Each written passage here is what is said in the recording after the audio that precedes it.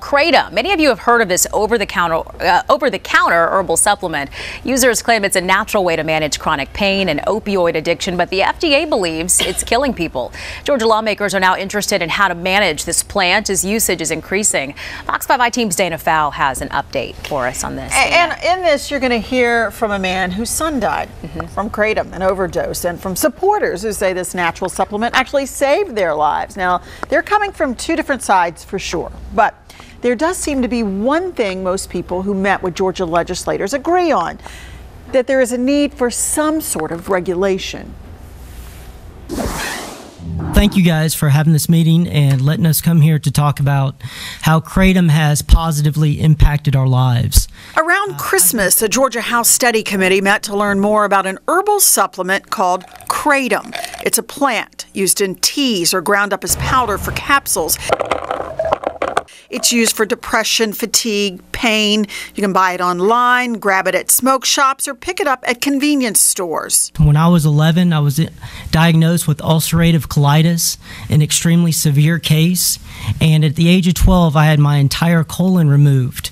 And since then, I've had 20 abdominal surgeries. He's been in a lifetime of pain and used prescription opioids to manage it until he says his doctor cut him off. I was cut off because he didn't feel comfortable any longer prescribing chronic pain medicine because of the regulatory environment. He drinks legal Kratom tea now daily for pain management.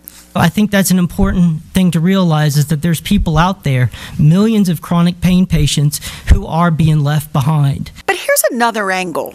I made the decision to get clean in January of 2018 and have a better life. 35 days into my recovery, I started having really strong cravings. So I turned to Kratom because I thought it was a safe alternative. He says he thought this legal route would fix his need for a fix and help him with anxiety. If anyone tells you that Kratom doesn't get you high, they're only trying to glorify Kratom and justify their use of it. The FDA has declared Kratom an opioid with similar addictive effects. The GBI says it now logs Kratom-related deaths. He was just lovable, just lovable. Everybody loved John. In 2017, 34-year-old John Grove had completed a drug rehab program, but this recovering addict turned to Kratom. His death certificate says he died from acute mitragynine intoxication, a Kratom overdose. But John's father told the Fox 5 team last year that he sides with many Kratom users. No ban, but better regulation. I don't want to say, that it was a bad product, this Kratom. It could help people, but it needs to really be studied and looked at.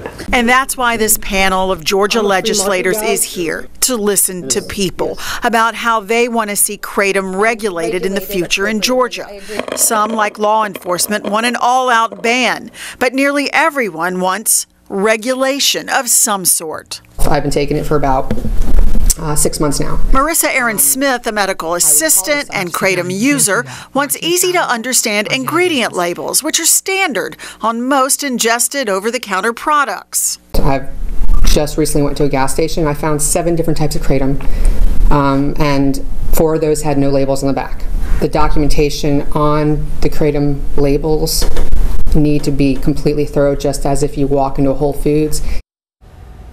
And advocates like her want labels to be clear about recommended dosage, about the purity of the product. Is it mixed with anything else, or is it just straight Kratom? Or what about quality control? How can you be sure this is processed in a place that you, the consumer, even finds satisfactory?